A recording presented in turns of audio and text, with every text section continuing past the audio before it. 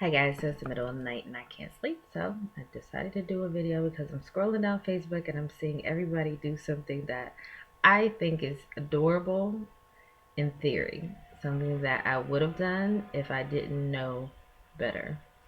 And I know some people may get offended, but this video is not for you. So my advice for new parents is, first and foremost, do not spend a lot of money on stuff.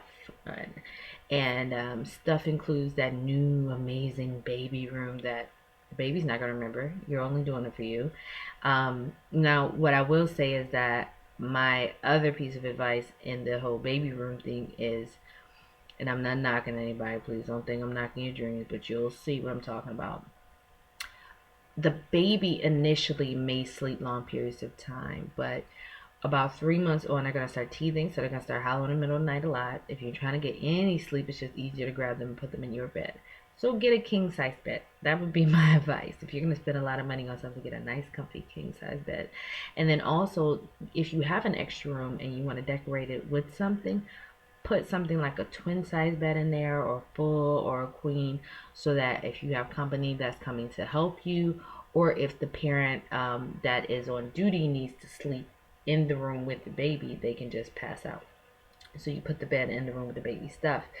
The other thing is a lot of kids are growing into giants. So my daughter is 1 year old, and if she gets any bigger, I'm gonna have to buy her a twin size bed. Like, I'm skipping the whole toddler bed bullshit. I'm going straight to a twin bed because it's pointless. It's a lot of money spent when they're gonna just keep growing, growing, growing, growing, growing. I would rather her just have a twin bed. So anybody comes to visit, we have just an extra place for them to sleep anyway. But I always say get a king size bed, or make the person a cave. Like to say man cave, but I'm not knocking any same sex couples.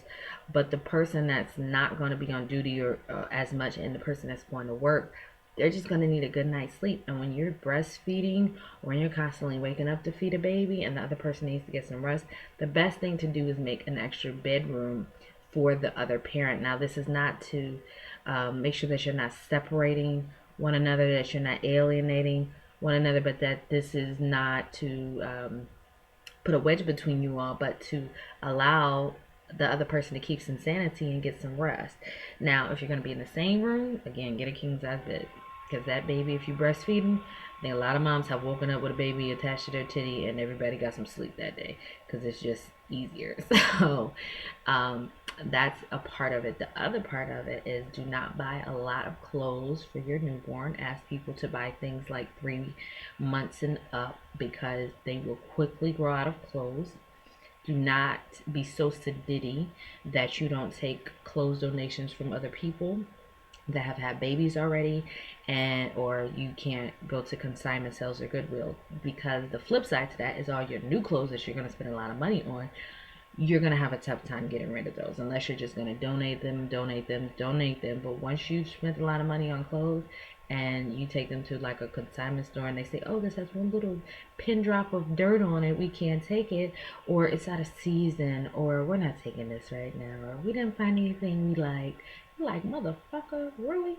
This is the best shit, and you spent so much money on it, but you're not going to be able to get rid of it. So the only thing you can really do is donate. And trust me, although they may be your friends, a lot of people do not want your used clothes. So you're going to have to get rid of a bunch of clothes you spent a lot of money on. I'm so happy 99.9% of my daughter's clothes are consignment clothes, like Goodwill, consignment sales, stuff like that. She's cute. I get a lot of compliments on how she looks, because there are a lot of people who have spent money on clothes, and I get it for like $1 or something when they spent like $100 on a pea coat, which, by the way, I'm looking at right now, and it's so cute. And this is Old Navy, so however much a Old Navy pea coat is, I didn't spend that much on it. So, she's adorable for cheap.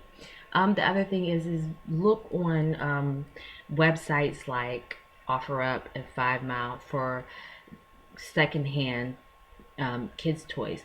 And then the thing about it is yes, everything is not going to be spotless, but it's going to be ran. It's going to have kid stains, and that's the thing about clothes too. Is people don't want to take secondhand clothes, but when you realize how many stains and especially if you're breastfeeding, diaper blowouts happen on clothes. I'm not saying take somebody's, freshly clean, shitty pants, but Babies just make messes. So I would rather my child make a mess of something that I don't care I'm probably gonna throw away than some clothes that I spent a couple $100s on. Okay. So buy used stuff, get an extra room, and get some sleep while you can if the baby hasn't come yet. And I'm again not knocking anybody who's spending all this money on baby rooms. Get you a king size bed. If you guys have any questions, let me know. Check out my other videos on Mommy Moments on my YouTube page. And, take the epidural, ladies.